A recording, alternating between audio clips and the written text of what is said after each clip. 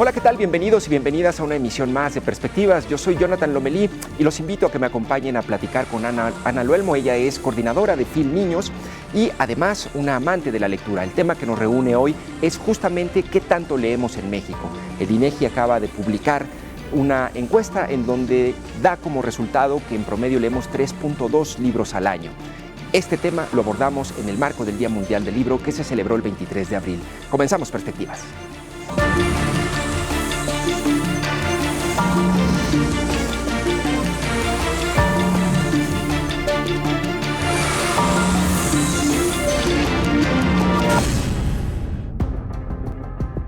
En México, cada vez se lee menos. Hace 9 años, 84 de cada 100 mexicanos se dijeron lectores de algún material impreso o digital, mientras que para este 2024, solo 70 de cada 100 se encuentran en ese grupo, según el módulo sobre lectura del INEGI, una medición anual publicada este 23 de abril en el marco del Día Mundial del Libro. Esta caída es un retroceso en materia educativa porque la lectura ejercita el cerebro, estimula la curiosidad y potencia la creatividad. El hábito de leer, además, constituye uno de los catalizadores para el desarrollo escolar y profesional. Entre los materiales que leen los mexicanos están, en primer lugar, los libros. 42% de los lectores prefieren esta plataforma. En el segundo puesto se ubican los blogs y páginas de internet con 39% de los lectores.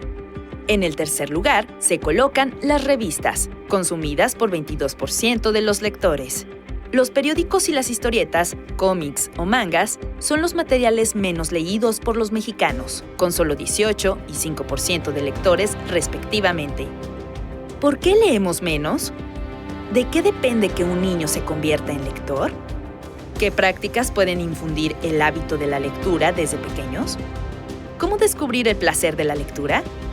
Platicamos en Perspectivas de este tema con Ana Luelmo, coordinadora general de FIL Niños.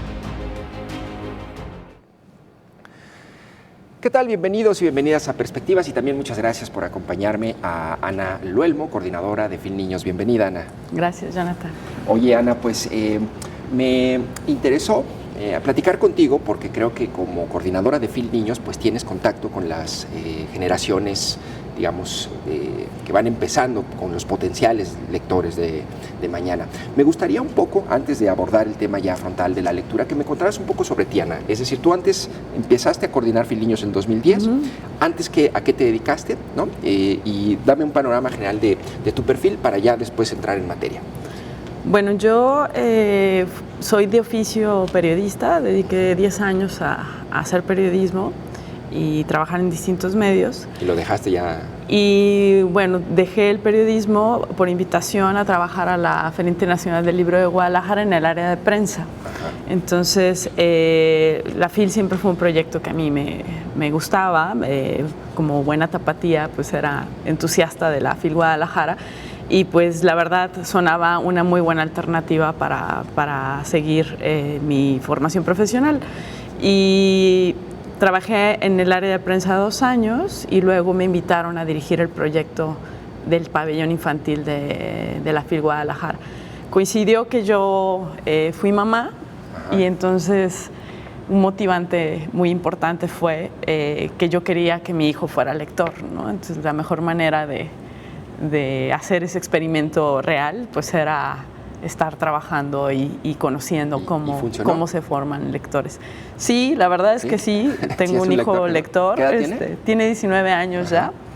Ya, y sí es un hábito que tiene ya bien establecido. Va y viene también, depende de sus etapas, porque también la vida del lector también está a veces en desobediencia, ¿no? O sea, una pausa. Ajá, en pausas y en lo que tú encuentras otros temas que te ¿Y cómo le hiciste levantan la curiosidad. Para que fuera lector? Bueno, pues fue un proceso muy largo, porque la verdad es que sí, yo tengo ya pues desde el 2010, 14 años haciendo este proyecto. Él tiene 19, pues básicamente me acompañó. Y tal cual fue mi conejillo de indias, o sea, se nos ocurrían cosas, las probábamos y lo poníamos a él y a los hijos también de mis compañeras de la FIL, era con quien probábamos cosas, experimentábamos cosas, y básicamente pues era, o sea, no descubrimos el hilo negro, es asociar lo lúdico a la literatura, y la literatura te da muchísimo para jugar ahí. ¿Y tú misma eres lectora? ¿Siempre has sido lectora o eres esos lectores tardíos que puede haber también? Bueno, desde niña siempre estuve en contacto con los libros. Mi papá fue muy lector. En mi casa siempre había libros. Pero en realidad el hábito como tal, sí, yo creo que fue, o sea, como ya decirme yo soy lectora, como en la universidad, básicamente. En la universidad, sí. O sea, antes sí tenía libros, me regalaban libros y me los leía, pero en la universidad sí ya fue como esta hambre de, ay, el libro de Mario Vargas Llosa, ay, el libro de Rosario Castellanos, ay, el libro. Entonces es cuando ya me empecé como a formar en mis propias lecturas, ¿no? Que también eso es importante. Oye, Ana, y me quedaba yo un poco pensando, ¿no? Ahorita vamos a abordar un poco los resultados de esta encuesta que realiza el INEGI cada año y que se dio a conocer esta semana en el marco del Día Mundial del Libro, pero a ver, ¿qué es ser lector, ¿no? Es decir, ¿cuánto tienes que leer o cómo tienes que leer? ¿Tú has pensado un poco cómo podríamos definir qué es ser lector o tener el hábito de la lectura? Bueno, yo creo que hay muchos perfiles diversos de lectores como personas que somos, ¿no? Porque también obedecen nuestros intereses. Yo creo que la principal cualidad de ser lector tiene que ser la curiosidad. La curiosidad es la que te mueve a querer saber más o a inquirir sobre un tema, sobre un concepto. De repente estás en redes sociales o en una conversación y alguien menciona un tema y tú dices, oh, eso... Claro. Y es una cosa como de sensibilidad, ¿no? De estas como corazonadas, no sabría cómo llamarlas. ¿No? Así como de, a ver, ¿qué hay en información acerca de ese tema? Y entonces ahí, a mí lo que me gusta mucho de la lectura, digo, hay lectores mucho más metódicos, yo la verdad sí aplico la vagancia, o sea, es decir, yo entro a un tema y puedo salir por la puerta de otro tema, entonces sí, siempre tengo lecturas abiertas por todos lados y siempre combino géneros, ¿no? Entonces, creo que cada uno va desarrollando su personalidad lectora conforme tu curiosidad te va llevando. ¿Cuál fue, a ver, uno de los últimos episodios en donde buscaste un tema y diste con un autor, un libro, o que a partir de una conversación o algo en redes, uno de tus últimos descubrimientos por curiosidad lectora? Bueno, me ha pasado últimamente que estoy estudiando informalmente tengo un grupo de filosofía, y entonces ahí en esas conversaciones salen muchos temas y el ejercicio de inquirir se nos da siempre cuando alguien menciona algo. Pero, por ejemplo, me pasó con la voz, ¿no? Con el tema de la voz. De repente me dio mucha curiosidad, pues, ¿qué sabemos? O la voz, ¿qué significa? O cuando te dicen la voz interior, o encuentra tu voz, ¿a qué se refieren cuando hablan de eso, ¿no? O nuestras voces en la cabeza. Entonces me puse a investigar y eso me llevó a una serie de lecturas, tanto literarias como de ensayos filosóficos o temas científicos acerca de la voz. Y eso te va llevando a recorrer, pues empiezas por un tema y terminas con muchas lecturas, no necesariamente solo de literatura, sino también acompañadas como de otras perspectivas. Creo que eso es la lectura, ¿no? Es decir, ese entusiasmo por de repente descubrir y saber que hay un mundo allí. Es decir, porque nos dicen de pronto, ¿no? O sea, uno se imagina leyendo a Víctor Hugo, ¿no? En la sala, una hora diario, ¿no? Pero en realidad la lectura es eso, es un descubrimiento todo el tiempo, una posibilidad de temas, ¿no? Yo ahorita estoy muy clavado con el tema de TikTok, ¿no? O sea, suena raro, ¿no? No es que esté leyendo un libro sobre TikTok, pero en realidad estoy leyendo todo lo que tiene que ver con el algoritmo de TikTok, por qué es tan, digamos, tan atractivo para los jóvenes, y esas al final son lecturas, es decir, no son lecturas en un libro formal, pero eso también es leer, ¿no? Claro, ¿no? Claro. Oye, Ana, está muy interesante. Bueno, un poco después de esta perspectiva, sale esta encuesta del INEGI, y yo digo que solía ser un escándalo que leíamos muy poco, ¿no? Hoy esa encuesta ni siquiera aparece en las portadas de los diarios, no es un tema de conversación, ¿no? Sin embargo, en la encuesta aparece que leemos 3.2 libros al año Esto ha ocurrido desde 2015, que es cuando se comenzó a hacer esta encuesta, es decir, leemos en promedio 3.2 libros al año, pero por ejemplo, un país como Francia, en promedio leen 17 libros al año, ¿no? ¿Qué aspecto de este resultado te llama la atención a ti, Ana? ¿O por qué estamos en esos índices de lectura tan bajo? O no sé si esté bien así. Bueno, particularmente a mí de la encuesta lo que me llamó más la atención es la fotografía que ya hay de 9 años. O sea, ya se puede hablar de una tendencia, que es estamos perdiendo lectores. Claro. Y 3 libros al año, la verdad es que es muy poco si nos comparamos con sociedades como la francesa, donde pues en cada esquina también hay librerías, ¿no? Aquí hay una librería cada muchísimos habitantes. Claro, también. La accesibilidad del libro no es tan a la mano como es en otros países. Pero a mí lo que más me intriga o me escandaliza, por así decirlo, es ¿qué perdemos cuando perdemos lectores? ¿No? Y porque no solo es el drama de que pues sí, estamos leyendo menos, la lectura fomenta la imaginación y todo lo que sabemos, claro, que se pierde, ¿no? Sí, sí. Pero hay algo que es muy importante que yo creo que se pierde al perder lectores, es el pensamiento crítico, el oficio incluso del pensamiento crítico. Claro. Porque detrás de las revistas, de los periódicos, de los libros, hay gente que su oficio es el pensamiento crítico, es dudar de las verdades cotidianas. Y al no dudar de las verdades cotidianas, pues, ¿quién gana cuando instalas ciertos relatos en la vida, ¿no? Y si no los cuestionan, pues entonces nos convierten en una sociedad pues manipulable, ¿no? Porque no hay contranarrativas y las narrativas se imponen desde un solo lugar. Entonces yo creo que esa es la parte más preocupante de perder lectores, es que se pierde el ejercicio del pensamiento crítico y sobre todo la gente que piensa críticamente por oficio, como puede ser el periodismo. Al perder lectores de periódicos, pues se pierden periodistas. Y aquí hay un engaño, porque luego creo que la gente busca leer de manera gratuita. ¿Pero qué implica buscar leer de manera gratuita? Está muy bien, porque pues es un ahorro, y luego uno de los argumentos para leer menos es que el libro es caro, ¿no? Que hay libros muy caros. Pero también los oficios del pensamiento crítico, que son quienes nos depositan ya leído, revisado, el producto terminado que es el libro, pues es un trabajo que nos da atajos a nosotros para recibir información de calidad.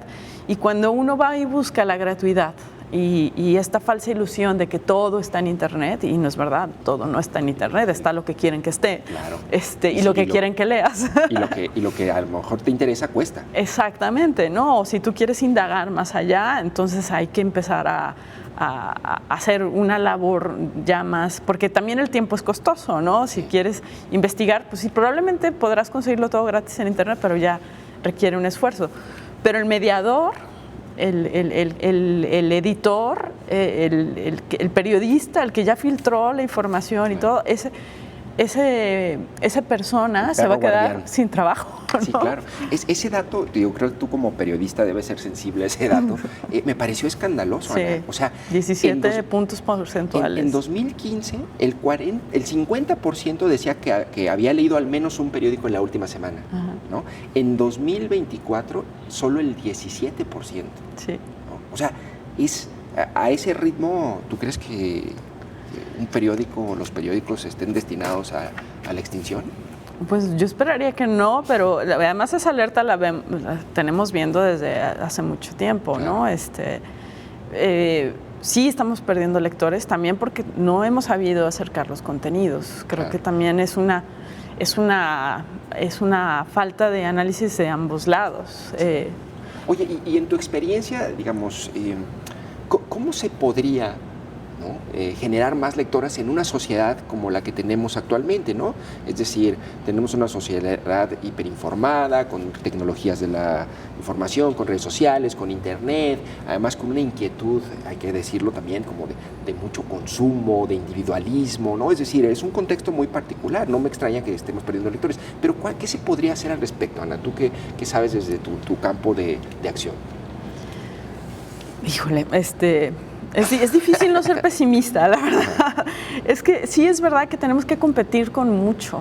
O sea, el silencio no es instagrameable, ¿no? Claro. Los espacios de lectura requieren silencio y es un estar en un lugar donde no puedes tomar fotos y decir que estás. Claro. Entonces eso ya es poco atractivo en una sociedad que lo que está buscando es tener experiencias y vivir, y entonces ir y tomar la foto porque es lo que está en redes sociales y es lo que se puede decir que me pasó. Y la lectura es algo que te pasa y te sucede y que es mucho más poderosa, creo, pero ciertamente no la puedes fotografiar, ¿no? O sea, yo creo que la formación lectora tiene que ver con ir más allá de esas capas de que está bien que exista, ¿no? Las redes sociales, yo no estoy peleada con las redes sociales ni con la tecnología, me parece que es absurdo negarlo, o sea, somos esta sociedad y tenemos estas nuevas generaciones y lo que hay que hacer es como regresar y al final regresamos, ¿no? O claro. sea, todo, por ejemplo, la fotografía, ¿no? Lo digital y tal, y luego de repente empiezan a aparecer lugares donde puedes ir a revelar, ¿no? Tus fotos y empiezan a vender rollos fotográficos, las cámaras, o lo mismo pasa con los viniles, ¿no? Los tocadiscos, de repente ya hay tiendas de viniles, claro. O sea, tendemos a regresar a esta parte donde creemos que está lo importante y creo que la lectura de lo que tiene importante son esos espacios de silencio, ese bajar de velocidad, esa posibilidad de imaginar y de imaginar narrativas distintas a las claro. que nos quieren imponer. Oye, por ejemplo, un dato de la encuesta que a mí me llamó la atención también decía, ¿por qué leemos? ¿No? Y decía que leamos por entretenimiento y luego decía, ¿qué leemos? ¿No? Bueno, los 3 libros que se leen promedio, pero decía principalmente literatura, digamos, comprensible, pero también autoayuda. ¿Tú qué opinas de este grupo de lectores? Porque hay muchos y es un mercado, entiendo, el más grande, de lectores de autoayuda. Luego está muy satanizado. Bueno, a ver, yo creo que conforme vas leyendo, vas encontrando y te vas metiendo más en los temas que te interesan. Yo creo que la autoayuda es una buena fuente de difusión de temas filosóficos, por ejemplo, porque te pueden dar 2, 3 tips ahí que te pueden funcionar o no, pero si te funcionaron vas a buscar más y tal vez llegas. Lo importante es atravesar las capas y decir, bueno, ya leí esto, pero ¿qué hay más sobre este tema? O sea, no perder la curiosidad. Yo no satanizo ni digo nada malo sobre los lectores, sobre los escritores de autoayuda, por ejemplo, porque pues, yo misma en la FIL he visto la reacción de lectores que van con estos autores o autoras y se levantan en media charla y le dicen, oye, tú me cambiaste la vida, ¿no? Claro. Entonces, ¿cuántos escritores de literatura pueden contar que alguien se pare y les diga, me cambiaste la vida? Sí, hay muchos, claro, por supuesto. Claro. De eso se trata la literatura, nos cambia la vida a todos. Pero creo que hay escritores de todo tipo y hay literatura de todo tipo y lo importante es como lector no perder la curiosidad de buscar más allá porque hay mucha diversidad y también formar tu perfil lector, lo que decíamos, como de ir, lo que te gusta. ir encontrando tus pasiones más claras, eso es muy gratificante, ¿no? Claro. Oye, Ana, y por ejemplo, ¿tú qué opinas de esta idea que es a lo mejor como hasta muy fácil hacer este juicio, ¿no? De decir, hay menos lectores porque están los chavos en redes sociales, ¿no? Es decir, las nuevas tecnologías son las culpables de que no haya lectores. ¿Tú crees que esto es así o hay otros factores? Yo creo que no es una razón única que haga que perdamos lectores. Yo creo que sí influye. Sí, yo he leído por ahí artículos que afirman, todavía hay, o sea, es investigación que no hay un consenso, pero he leído artículos que afirman que el déficit de atención que provocan las redes sociales, pues obviamente hace más tortuoso sentarte a leer media hora, ¿no? Claro. Entonces, es más fácil estar scrolleando y viendo reels de 15 segundos que no te demandan más. Que te recompensan. Que te recompensan inmediatamente con serotonina, Entonces, sentarte en un espacio de 1 hora de silencio a leer y a no esperar que pase nada, ya es muy... genera muchísima ansiedad. Yo sí creo que hemos cambiado nuestros hábitos de consumo de entretenimiento, lo cual influye en el ejercicio de la lectura, ¿no? Oye, Ana, y sobre todo, algo que me llamó la atención también de la encuesta es, lo comentaba, que prácticamente leemos 3 libros al año desde hace 9 años, ¿no? Desde la primera encuesta, Sí. es decir, ni para arriba ni para abajo, ¿no?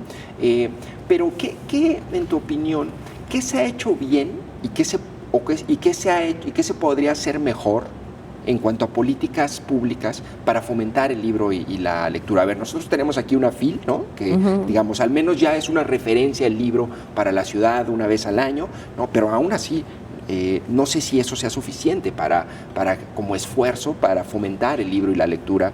¿Y dónde tendría que hacerse eso, Ana? Yo creo que todo esfuerzo es válido, pero lo que sí faltaría es, y creo que esa es como la labor de la política pública, es como orquestar o encontrar la manera de que la estrategia sea conjunta. O sea, sí está muy bien hacer eventos alrededor del libro, pero los eventos, pues tampoco estamos seguros de que hagan lectores. Claro. Los eventos llevan gente y la gente se divierte y conoce a los autores y eso está muy bien. Y probablemente por ahí surgirá un lector curioso de leer ese libro. Eso es importante que exista. Pero en la política cultural creo que no va de la mano del compromiso serio de pensar cuáles son las estrategias de hacer más lectores.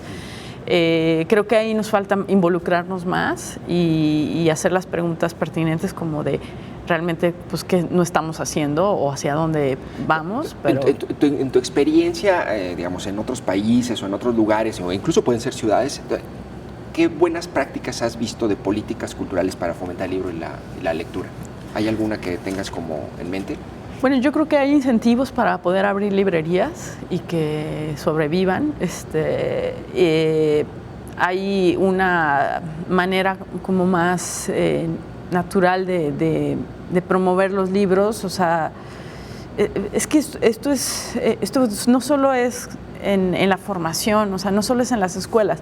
Es muy importante lo que ven en casa y el compromiso de los cuidadores, en este caso de los papás, sí, que educan a sus hijos.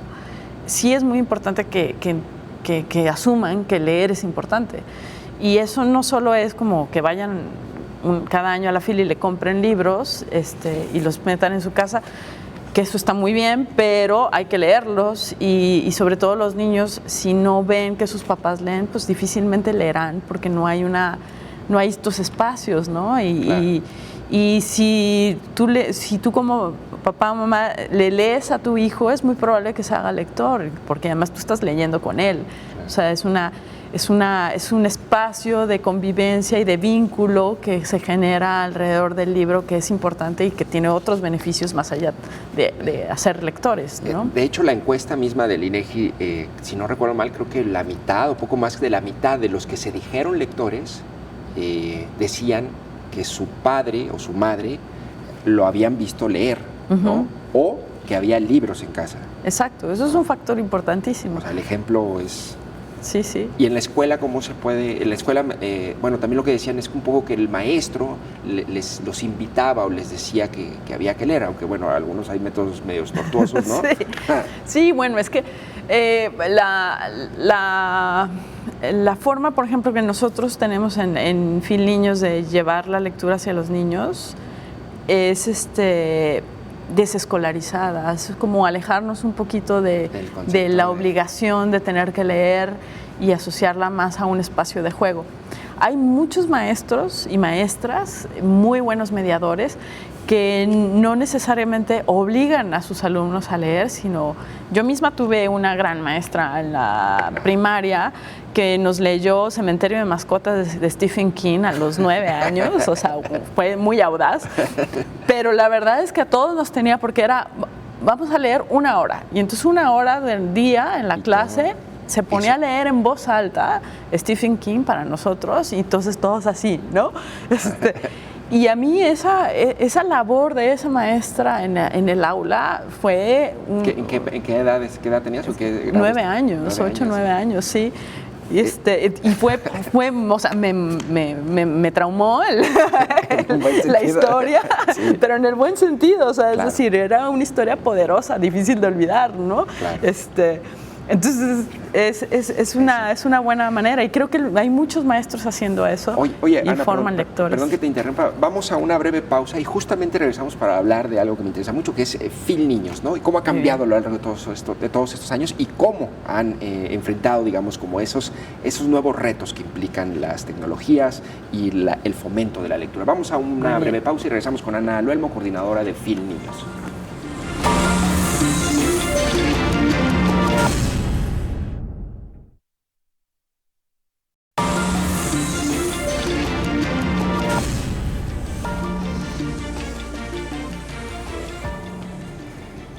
Gracias por seguir con nosotros en Perspectivas. Estamos platicando con Ana Luelmo, coordinadora de Phil Niños. El tema es el hábito lector. El INEGI dio a conocer en estos días que leemos alrededor de 3.2 libros al año en promedio, lo mismo que hace 9 años, y además hemos perdido lectores, cada vez hay menos, de acuerdo con el INEGI. En 2015 el 80% prácticamente se reportaba como lector de algún tipo de contenido en un soporte digital o en papel, y en 2024 en vez del 80 tenemos, ¿cuánto, Ana? El 60%, algo así, ¿no? 69%. 69%. Bueno, ha disminuido, del 84 al 70% pasamos, ¿no? Es una pérdida de lectores, y no estamos haciendo un escándalo porque estamos perdiendo lectores. Pero bueno, a ver, un trabajo muy interesante tuyo, Ana, es Phil Niños. Cuéntame, ¿cuándo comenzó Phil Niños? Bueno, Phil Niños tiene el mismo tiempo que tiene la propia Phil. Siempre se ha realizado. Sí, okay. Siempre desde que pensaron en la idea de la Phil, siempre estuvo contemplado un espacio para la literatura infantil y para los niños. Perdón, yo no tengo hijos, entonces, digamos, voy a ser como muy... mi desconocimiento es profundo, ¿no? Sí. De todo lo que tiene que ver con esto de los niños y sobre todo Phil Niños. Pero bueno, a ver, tú llegas en 2010... ¿Es correcto? Sí. ¿En qué momento? En ese momento te incorporas a Phil Niños, ¿no? ¿Qué era Phil Niños en ese momento? ¿Qué te encontraste? Bueno, Phil Niños también lo viví yo porque soy mamá, y entonces sí asistí a Phil Niños antes de que yo dirigiera Phil Niños. Y una particularidad era que Expo Guadalajara tenía una capacidad ya por varios años la misma, y entonces la feria fue creciendo, y Phil Niños siempre era un espacio que era muy importante tenerlo, pero siempre encontraban dificultad de dónde ponerlo, ¿no? Entonces Phil Niños pasó del sótano al estacionamiento, del estacionamiento al no sé dónde, o sea, estuvo siempre como itinerante en varios espacios de Expo, hasta que luego en 2008 fue la remodelación, la ampliación de Expo Guadalajara, y entonces fue que construyeron esta nave que nosotros llamamos el área internacional, y entonces pudo reacomodarse la Phil de lo que había crecido, y entonces abrir un espacio dentro del piso de exhibición a Phil Niños. Y es cuando en 2009 por primera vez se hace el pabellón infantil dentro de Expo Guadalajara, y con esa dimensión. Entonces, a partir de ahí, porque fue un espacio que los mismos niños y las mismas familias reclamaron en la feria, y la feria tuvo que abrir este espacio, ya se pudo consolidar como un espacio fijo que era de ellos, y se lo apropiaron, y entonces a partir de ahí empezó a crecer más el proyecto. Oye, y por ejemplo, ¿qué actividades, ¿no?, son las que se desarrollaban en 2009 cuando se amplían, ¿no?, y cómo se han modificado a lo largo de los años hasta este momento? Bueno, en esencia, Fil Niños tiene la vocación de formar a los lectores, a los primeros lectores. Y sí, es ese su objetivo. Sí. En esencia sí. Y la misma que la FIL, porque la FIL, la invitación o la formación de lectores siempre también está comprometida en sus objetivos. Y básicamente la fórmula que ha sido el éxito de la FIL es tener un espacio de contacto con los creadores, con los autores y las autoras, y también tener un espacio de compra y venta de libros, también tener un espacio donde puedas tener otras propuestas artísticas en torno al libro, y lo cual hace una experiencia cultural completa en torno al libro. Entonces, esto ha sido el éxito de la feria, y por lo tanto, en Fil Niños es básicamente la réplica de esto, pero en pequeño y dirigido y enfocado todos los contenidos a este público que es el infantil y el público familiar. Entonces tenemos espacios de talleres, donde los niños, en lugar de ir a las charlas, van a talleres, que son experiencias creativas que despiertan la curiosidad sobre ciertos textos que nosotros ponemos allí y con los que construimos las dinámicas, que siempre son interdisciplinarias, o sea, incluimos desde video, foto, teatro, música. Siempre echamos mano de distintas disciplinas artísticas para contar básicamente una historia, ¿no? Y esa historia puede ser narrada, puede ser intuida, puede ser tocada, puede ser se puede construir en cualquier tipo de experiencia ahí dentro en el taller. Eso es en el área de los talleres. Y en el área del foro de espectáculos es ahí donde programamos 80 funciones durante los 9 días, que puede ser teatro, música, clown, títeres, etcétera, ¿no? Y el área, por supuesto, de venta de libros, de venta y exhibición de libros. Y esto constituye como toda una experiencia que está envuelta en ejes temáticos que elegimos cada año para construir un imaginario que haga la diferencia. Al cruzar el umbral de la FIL hacia Fil Niños, se siente la diferencia, ¿no? Oye, y ¿tú has comprobado que han formado lectores a partir de este trabajo que hacen ustedes? O sea, ¿te ha tocado que a lo mejor que uno que hace 14 años tenía, no sé, 6 años, regrese ya como adolescente o joven a Fil Niños y te recuerda, o no ha habido un caso así? Sí hay varios. O sea, hay varios niños que regresan, incluso el año pasado nos tocó un chico que va cada año a ver y a visitar al tallerista que lo ha seguido desde que dejó. Fil Niños también, ¿no? Tiene como 3 años que ya no puede asistir a los talleres. ¿Por qué edades son? ¿Son de entre...? Es entre 3 y 12 años. Ajá. Entonces el niño ya después de 3 años que salió de la primaria o de primero o secundaria ya no pudo entrar a los talleres, pero de todos modos van y nos tocan muchos niños que van y se toman la foto. Sí nos ha tocado ver que formamos lectores. Obviamente es una percepción, no está medido, pero sí creo que invita, ¿no? De hecho, hay un escritor tapatío que escribió una columna en el diario El País hace un tiempo que se llamaba Huir con el circo. Y él contaba la anécdota de cómo él de niño fue a Fil Niños y ahora es un escritor. ¿Ah, sí? ¿No? ¿Quién es? Antonio Ortuño. Ah, Ortuño. Sí. No, mira, pues sí, y es Antonio. Sí. Ortuño, bueno, pues es un gran escritor. Referencia en el país, ¿no? Y cuando yo leí esa columna me emocioné mucho porque dije, claro, o sea, es que sí se siente esto de yo quiero huir con este circo, ¿no? Que cada año se pone aquí 9 días y desaparece a dónde va, ¿no? Oye, y por ejemplo, allí pues los papás llevan a los pequeños, evidentemente el papá tiene un interés lector, ¿no? Eso, que los niños sean lectores. Y en esa experiencia también conviven los padres o los dejan a los niños o cómo funciona, cuál es la dinámica.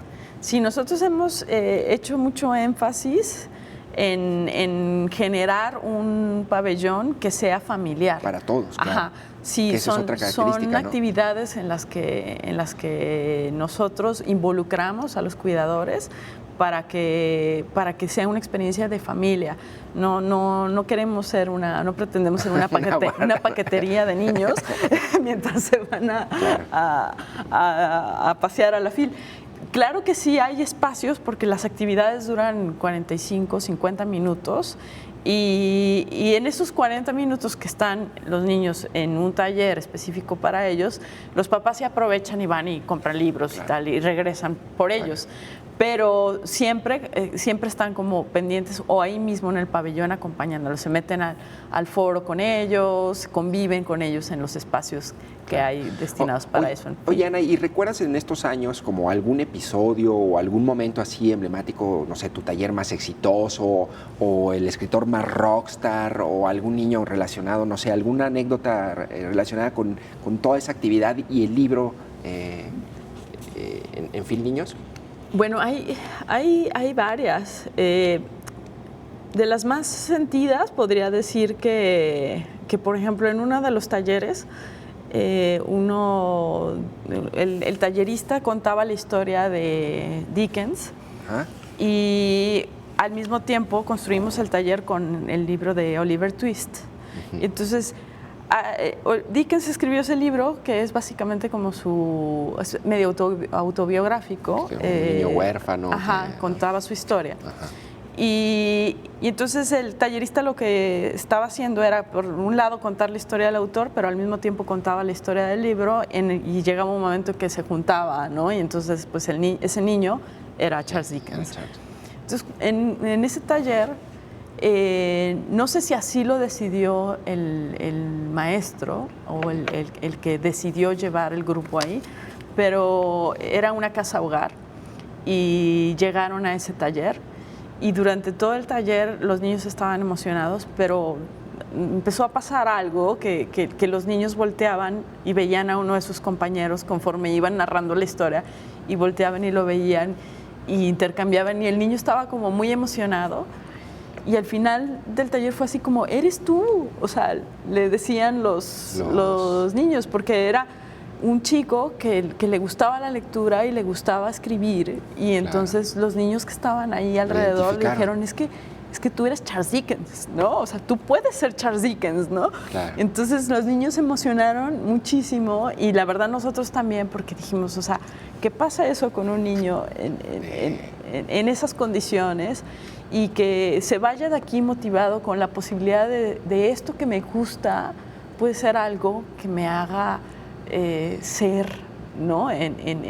Contar una historia, la historia claro. de mi vida, eso emociona mucho, ¿no? Además la lectura, o sea, también te genera, no sé cómo explicarlo, pero te da como un sentido de identidad, ¿no? Es decir, te permite claro. como reforzar ciertas seguridades, ¿no? Sobre claro. lo que tú eres y no necesariamente en contraste con lo que opinan los demás o lo que juzgan los demás de ti, ¿no? La literatura genera empatía porque son espejos. O sea, como cuando uno lee literatura de ficción y que te pones en los zapatos de un personaje que muy poco probable que tú vivas lo que ese personaje viva, pero la imaginación es una buena manera de conectar con estos personajes y es por eso que genera y aumenta la empatía de las personas, porque es la única forma que podemos transferir estas vivencias o imaginarlas. Eso es lo que hace poderosa también la literatura, el poder de la imaginación, de podernos imaginar en otras realidades.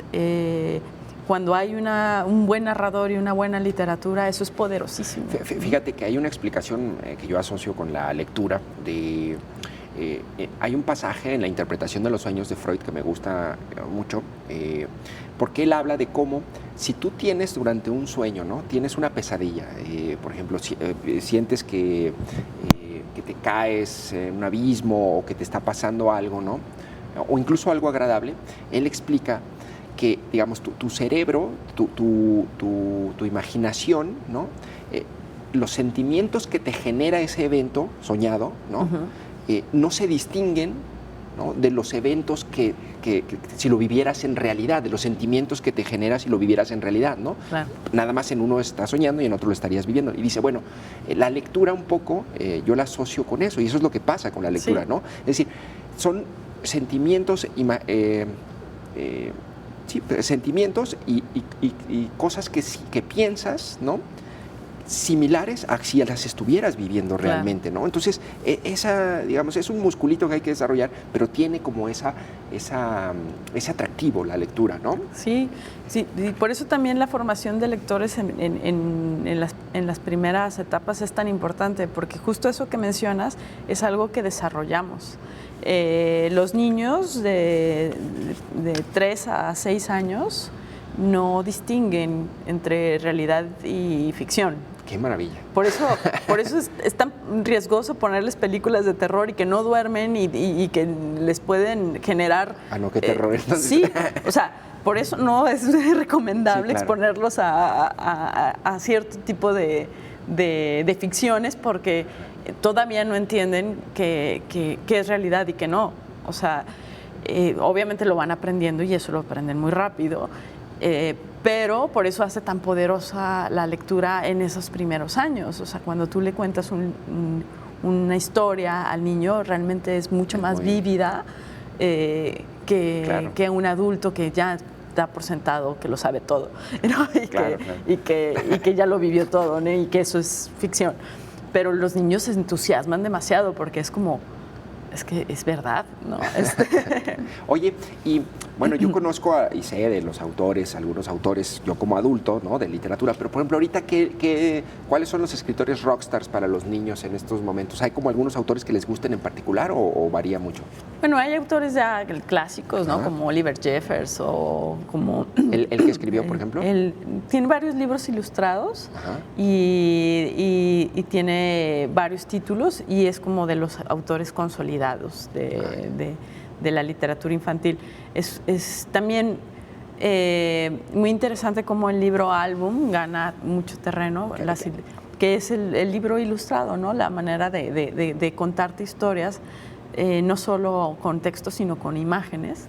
Y eso también es un género que es muy interesante para los niños. Oye, y si quisiera, por ejemplo, alguien de la audiencia tiene un pequeño y quiere regalarle algún libro o que les pudiera sugerir algún autor, no sé, ¿podrías, de los que tú conoces?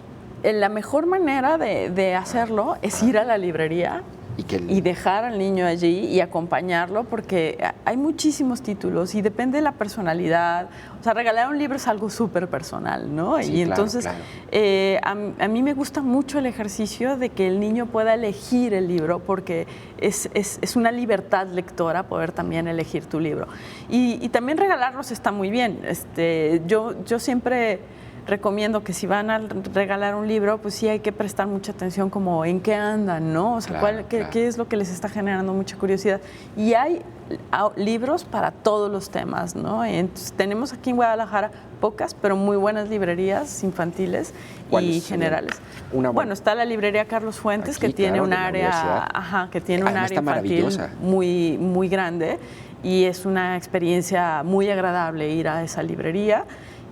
Pues están las librerías de Gandhi también, que son muy, muy grandes, y sus áreas infantiles también muy bien surtidas. Y también hay otros espacios como Casa Impronta, que tiene una librería, que tiene una colección de libros infantiles de editoriales independientes también muy interesante.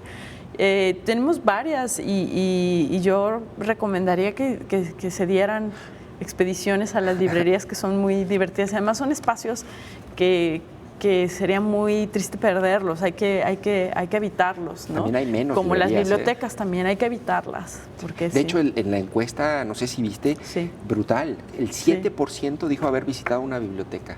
O sea, están prácticamente también en nosotros extinción. teniendo una biblioteca como la Juan José Arreola, que es un espacio maravilloso, o sea, es porque también asociamos el ir a la biblioteca como algo súper solemne, súper aburrido, ¿no?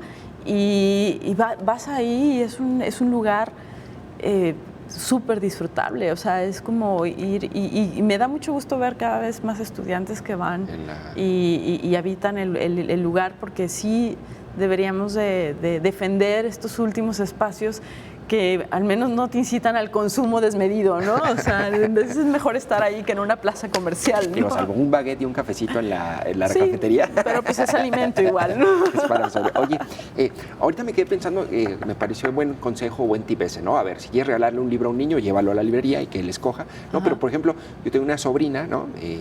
Adolescente. ¿Cómo le regalas un libro a un adolescente? ¿O cómo haces? ¿También lo llevas a la librería? ¿O qué tipo de recomendación das tú que ya pasaste por esa etapa con tu hijo?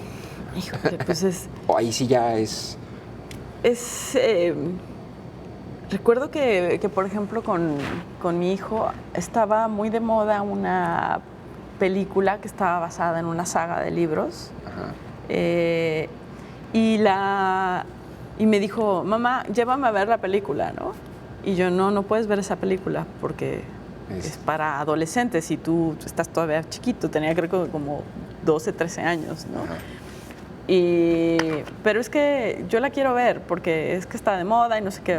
Dije, mira, no te voy a llevar a ver la película, o te voy a llevar a ver la película, no te voy a llevar a ver la película porque no es apta para tu edad, pero si lees el libro no te digo nada. Entonces fue un gran incentivo prohibirle la película, porque entonces Claro. buscó el libro y se lo leyó el libro. Y vamos, era estas sagas adolescentes que no tienen, no tenían nada inapropiado, Claro. pero a veces la prohibición es un buen método. Así va, le voy a decir, este libro no lo leas. Este libro no lo leas, es que muy peligroso y lo pones ahí. a mí me pasó con mi sobrina que le regalé un libro, El guardián entre el centeno, de Salinger, ¿no? Y le encantó. Sí. Pero luego le regalé ¿Qué otro. edad tiene? Tiene 12, 13. 13 años 13, ¿no? es O sea, edad para leer El guardián entre el centeno. es muy bueno, ¿no? Poderoso, Además sí. es como su historia, ¿no? Pero después le Porque regalé la otro. conoces. Sí, claro.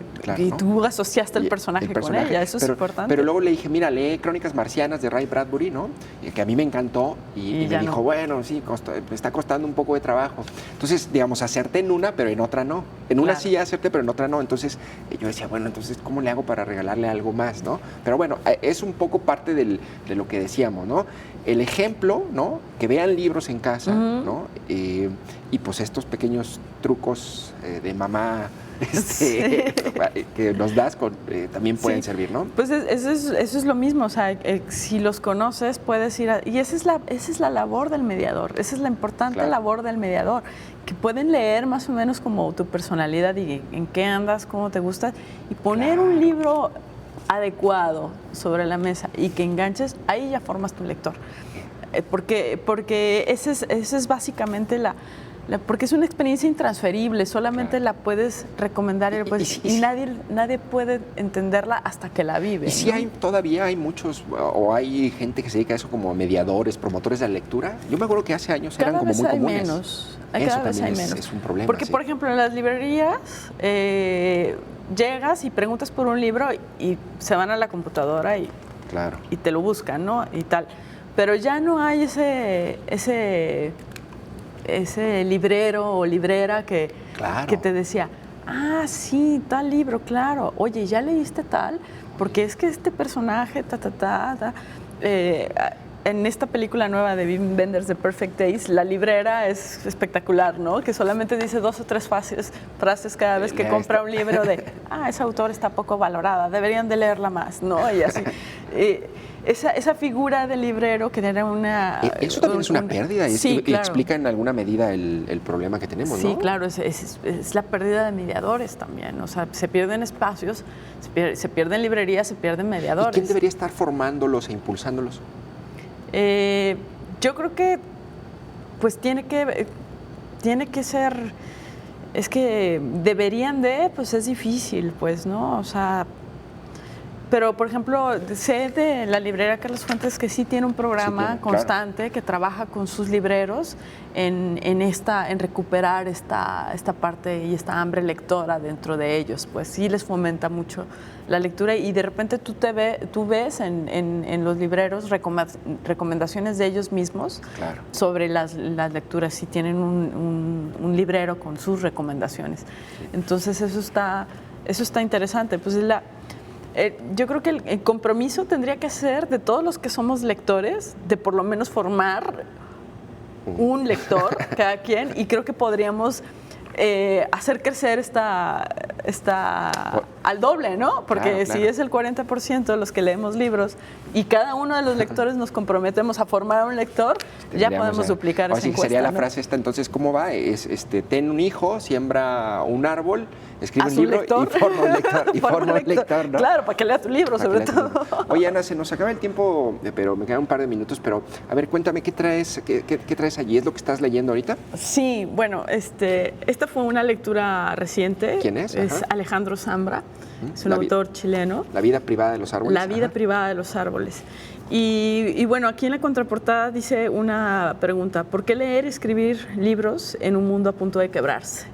Y básicamente este libro no es que hable de eso, sino es un relato bellísimo, narrado de una forma espectacular. La prosa de Zambra es hipnótica, o sea, es un gran libro con un ritmo muy sutil, muy sublime y lleno de imágenes poderosísimas que hablan de la condición humana, ¿no? De la espera, de las separaciones, de la pérdida, de ser padrastro, de adoptar una hija.